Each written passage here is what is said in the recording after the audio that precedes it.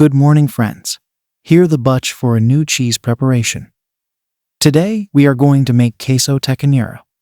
Here we have 4 gallons of milk or 15 liters of homogenized pasteurized milk. We also have calcium chloride, of which we have 5 milliliters, and we mix it in 25 milliliters of water. We also have rennet, 5 milliliters, and we mix it in 25 milliliters of water. And we also have 250 grams of salt. Okay, so here we already show the milk in the pot. We add the 15 liters of milk and are stirring constantly to control the temperature to bring the milk to 30 degrees Celsius, which is when we will add the calcium chloride first. We are going to stir for 1 minute and then add the rennet and stir for another minute. So, that's the idea, constantly stirring until we reach the temperature of 30 degrees Celsius. See you soon.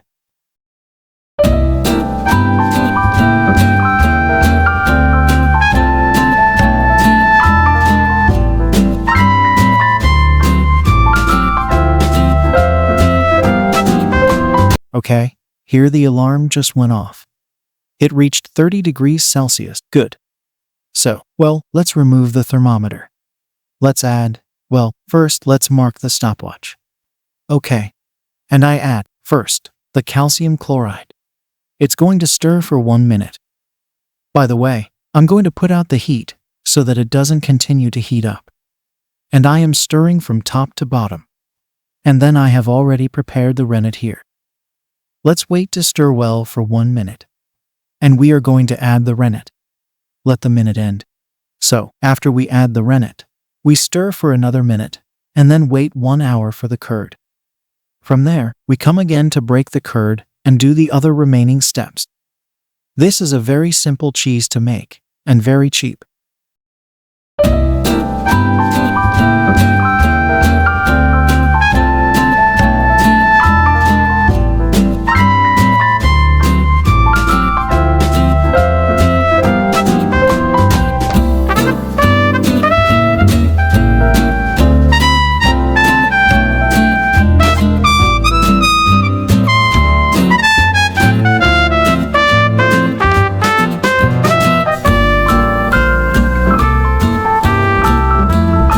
Okay, the minute is up. I add the rennet and stir for another minute. Remember, always bottom up. Bring everything that is in the bottom to make a good mix. The calcium chloride and the rennet are distributed well in all the milk. Let me finish stirring. Remember also what I always tell you. When you finish stirring, be sure to leave the milk at rest. Okay, to make it act better, the calcium chloride and rennet is what I have heard. Don't take my word for it, but I listen to a lot of advice. And I apply them if they seem to me that they have a logical shape, don't they? And this one seems logical.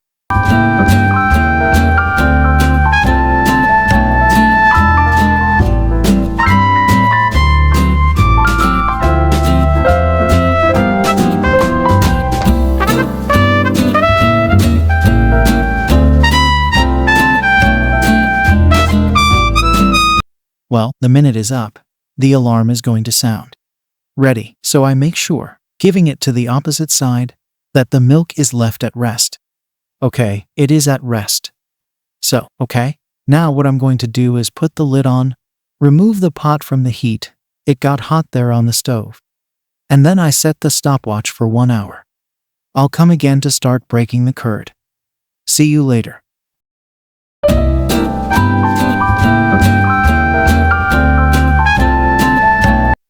The hour passed by then. Right now, I'm going to first turn on the stove as little as this stove has. I put it on the minimum side. And I'm going to cut into 1/2 inch squares, more or less vertical cuts, 1/2 inch or so. Let's say. Wait for me here. Let it end on this side. That's important. Set the stove, but in minimum, so that the temperature increases, but the most in minimum. Then we are going to leave this for 10 minutes. So, where we are making the cuts, lines of whey come out, and at the same time when we make the cuts, those walls are weak. So with this time we are giving them to be healed where we are cutting. Okay?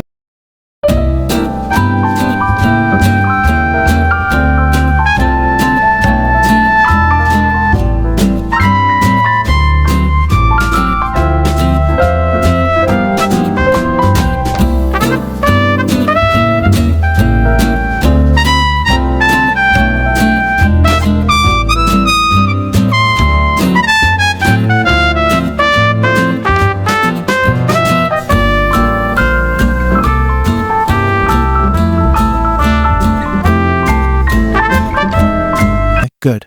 I cover again. Minimal cooking for 10 minutes.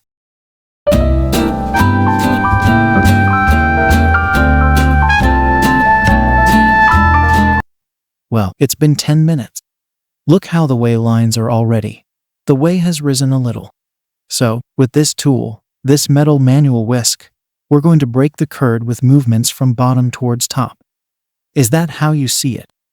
At the same time, the stove will be on. Okay, so we're going to do this for about 20 minutes or half an hour. So, the curd falls to the bottom. The curds are cooked and fall to the bottom. As I say, super minimum heat. Okay, then, well, I'm going to do this operation. And in half an hour, I'm going to show you. Now there should be curds down and way up. Okay, I'll show you when ready.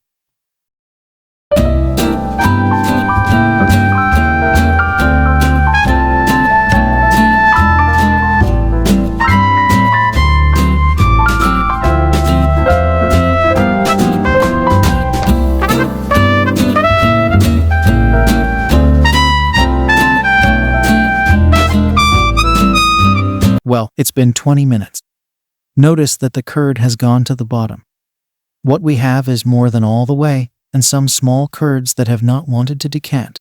So, what's next? First, it is to get 20% of the whey. In 15 liters, they would be 3 liters, 20%. Then we are going to help with this strainer. We are going to put it there to collect the whey. Okay, so I'm going to collect 3 liters. Okay, we are going to use this strainer and this cup to take the whey out. Basically, this is the operation, taking out until I complete the 3 liters.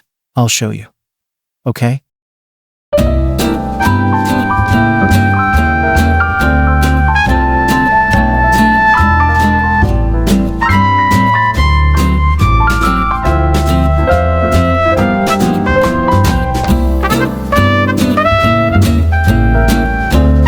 Then we finish taking out the 3 liters, which is 20% of the initial volume of milk. Look about how all the curds are at the bottom. So, right now, we are controlling the temperature. Right now, we have 89 Fahrenheit, which is 31.6 degrees Celsius. So, what we have to do now is to increase to 42 degrees Celsius. Okay, we're going to stir, and we're going to go increasing the temperature until it reaches 42 slowly. Okay, it has to increase more or less on low to medium heat. There. So, I'm going to stir constantly and show it when it arrives at 42. Then we are going to take out a larger volume of whey. We are going to take out 50% of that. It would be 7.5 liters of the initial volume of milk. I'll show you soon.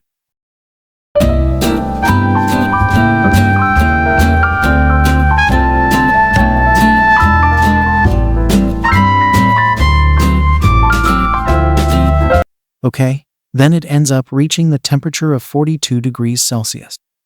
I remove the thermometer. I put the heat to a minimum so that it doesn't continue increasing. So, what's next? Take out the whey, 50% of the initial volume of milk, which for this case is 15 liters. It would be 7.5 liters. So, with the same technique using the strainer and the cup, I'm going to take out the 7.5 liters. Okay, well, I will show you what will come later.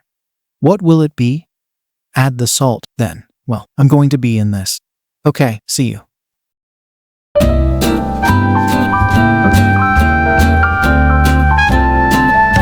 Okay, we just took out the 7.5 liters. What now?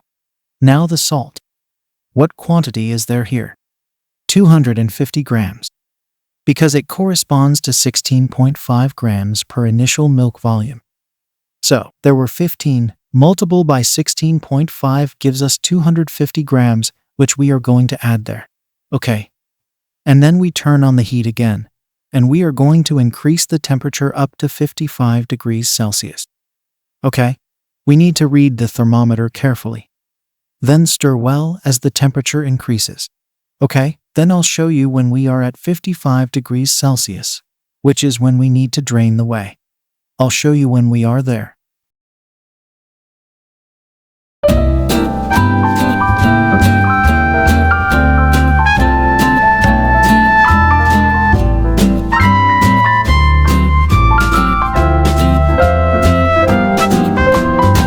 What's next? Drain the whey. Here, I have a strainer dressed in cheesecloth. It is the same cheesecloth we are going to use for the mold. So, I will go little by little transferring the curds there to drain the whey. Okay? Then let me finish this operation, and I will show you then when we transfer to the mold.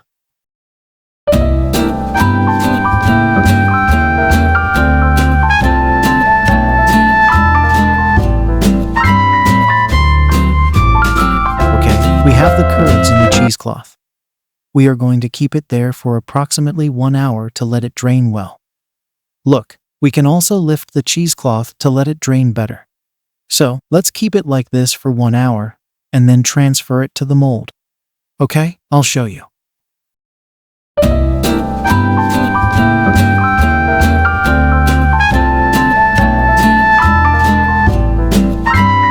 Here, I put the curds in the cheesecloth, and it's hanging to drain.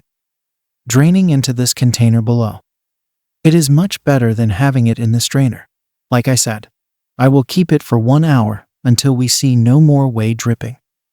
Then we will transfer it to the mold.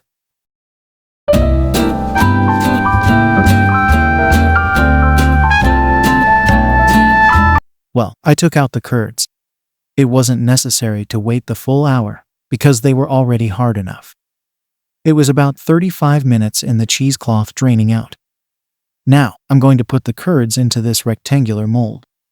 It's a 4-pound type mold. We are going to add the curds. I'm settling them so they can take a rectangular shape. Let's see.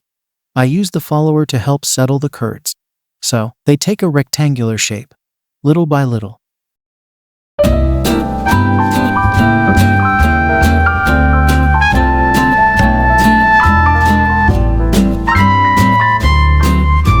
Now, I have to wash the curds. Let's pour hot water at 80 degrees Celsius on both sides. When I finish one side, I flip it over and pour on the other side. I'm finishing heating the water. I'm going to look for it and add it. People asked me the other day, because I made this video before, why I pour hot water on the curds. Well, this recipe is from my friend Alejandro Suarez. He told me the curds become firmer, and that's the reason. I'm going to finish heating the water.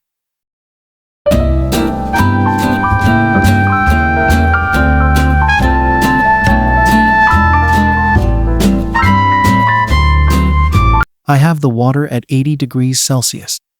Another comment. I used my hands to flatten the curds to make it as even as possible.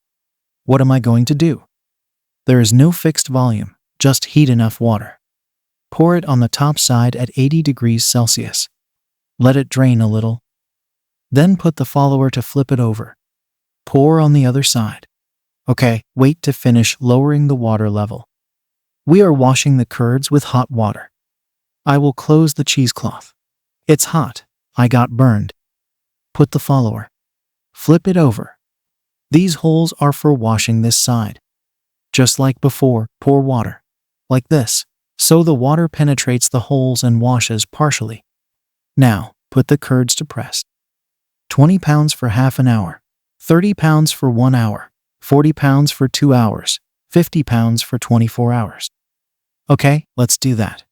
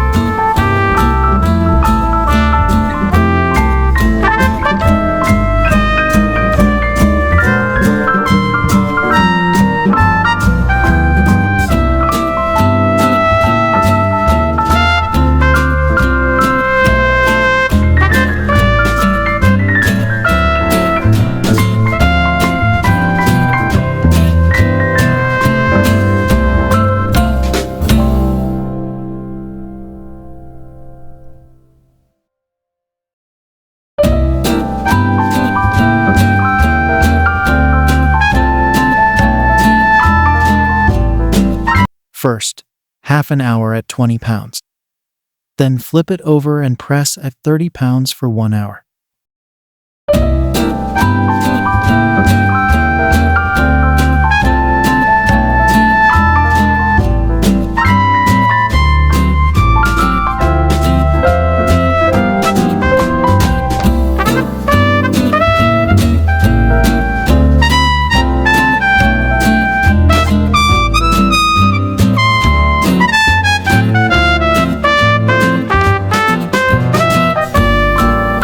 Done. Well, the first half hour is over. Let's flip it over. Let's turn it around. We're looking to give it a professional finish, as if a bricklayer had plastered it. So well, let's flip it over. We help each other. How beautiful the cheese is turning out. Then stretch the cheesecloth and cover it again. Put the mold first. Then put the cheese. Now it's time for 30 pounds for 1 hour. Okay, let's go for it. I'm not going to show the press again, but rather the process continues. Every time we flip it over, let's show the evolution. Okay? That's how it looks with 30 pounds now. Done. Well, so it's already been 1 hour with 30 pounds. Let's flip it over. By then, press with 40 pounds for 2 hours and continue with the press process. Use the cheesecloth as a helper. It's more and more firm. The cheese is beautiful. It's pretty firm. Then I'll show you later. When it finishes the 2 hours with 40 pounds, done.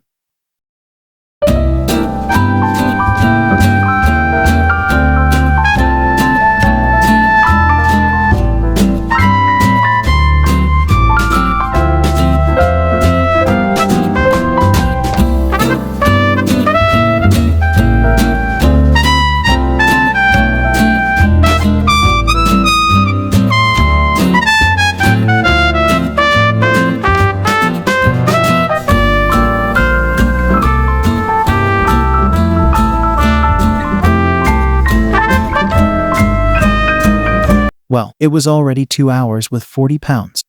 Let's go to the final pressing. That will be 50 pounds. I had said 24, but I think I'll leave it. Right now, it's 6:30 p.m. I think I'll leave it until tomorrow at 6:30, or 7 am. 12 hours more or less. Well, let me show you what it looks like here. After these 2 hours at 40 pounds. Yes, it's pretty firm. The cheese is turning out perfect for the tequeños. I'll put it on this side. I'll bring the mold again. Give it the final press. After that, once the pressing is over, it will go to the refrigerator for about 12 hours. It would be ready to prepare the tequeños. I'll see if I have a chance to show how to prepare the tequeños with my wife. She's the expert on that. Well then, I'm going to finish putting the cheese here, and it's ready.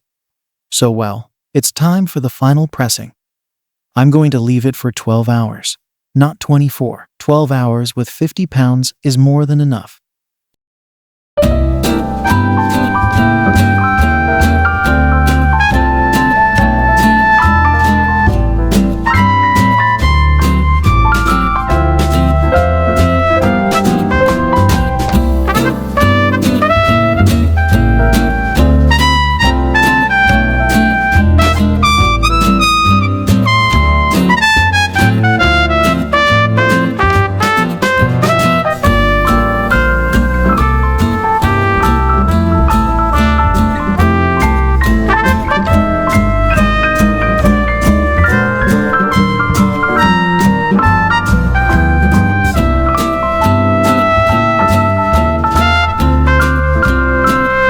Done. Very good morning, friends. Already here with the cheese out of the press. As I told you, 12 more hours passed. Only that there was a little detail, right? During the last press process, on the last stage, we went with 50 pounds. I shared the photos of the cheese with some friends in a group I have of cheese making on WhatsApp, and a great friend there, Miguel Oviedo, recommended removing the cheesecloth to achieve the perfect finish. So what I did was follow his valuable advice, took out the cheese from the press, removed the cheesecloth, and pressed it again. And I flipped it over once more. So it was, look, perfectly finished like a bricklayer type cheese.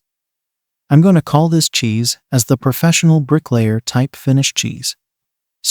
Yes, what's left is to deliver the cheese to my client, who will be my wife. She's going to make some tequeños with this. Now, I'm going to owe you the preparation of the tequeños because she says she will prepare them within 3 or 4 days. What she's going to do is vacuum pack it and keep it in the refrigerator. Perfect. So here, we conclude this video. I hope you encourage yourself to make the cheese. It's very good, very well defined, and compact, as a cheese should be for tequeños. Thanks again to Alejandro Suarez of Quesos El Araguini, who provided the cheese recipe. So here we conclude this video. I wanted to do it again because I had done it before and combined curds with ricotta, and it didn't turn out well. So I had to do it again. Done.